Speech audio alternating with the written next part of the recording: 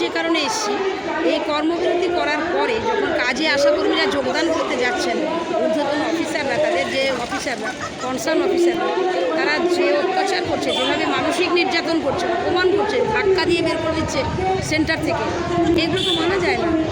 এক্ষেত্রে ধাক্কা দিয়ে বের করে দেওয়া হচ্ছে, আশাদেরকেই বের করে দেওয়া হচ্ছে সেন্টার থেকে। যে আজকে যে আশা দিদি শেষ পর্যন্ত লড়াই করলেন উপরে দাঁড়িয়ে, একেই তো বার করে দেওয়া হচ্ছে, কাজ করতে দিচ্ছে। এবং নানান ধরনের এটা কারা করছে? এটা তাদের এএনএমরা, তাদের ব্যাপরা, তাদের মানে তাদের ওপর চাপ, প্রশাসনের চাপ দেওয়া হচ্ছে। এবার এটা করছে।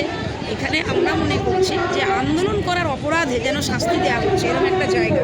কিন্তু বাধ্য হয়ে তো আশাকর্মীরা নেমেছে আন্দোলনে, এবং জরুরিকালীন সমস্ত পরিষেবাই কিন্তু আশাকর্মীরা দিয়েছে।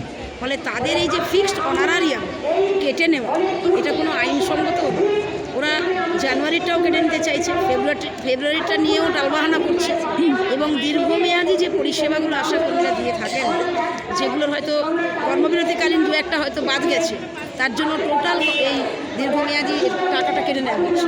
আপনারা বেতন পাচ্ছেন না, 2 মাসের অনারারিয়াম তো ঝুলছে, বিল করতেই দিচ্ছে না। তাহলে এর প্রতিবাদ হওয়া উচিত। স্বাস্থ্য ভবন পারে একটা সরলীকরণ করতে, একটা নির্দেশ দিতে। তাই এই বিভিন্ন জায়গার যে অত্যাচার, তাকে বন্ধ করতে গেলে স্বাস্থ্য ভবন পদক্ষেপ নিয়ে এই দাবি নিয়ে আজকে আমরা এসেছি। না আপনারা কি স্বাস্থ্য ভবনের উপর আস্থা রাখছেন? আস্থার প্রশ্ন না।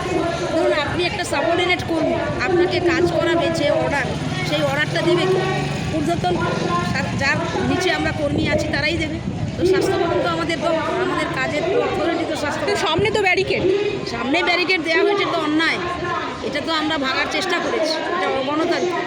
ডিমান্ডগুলো মানলে তারা ব্যারিকেড দিতে। আমরা শুনলাম যে বেশ কিছু আশাকর্মীও আহত হয়েছেন, হসপিটালাইজড হয়েছেন। মেদিনীপুর জেলার রামনগর ব্লকের লক্ষ্মীপ্রিয়া সাগর অসুস্থ অবস্থায় ভর্তি আছেন হসপিটালে। এটা আপনারা দেখলেন। ধন্যবাদ। আমাদের এই আন্দোলন চলবে যতক্ষণ না দাবি আদায় হবে, চলবে। ধন্যবাদ।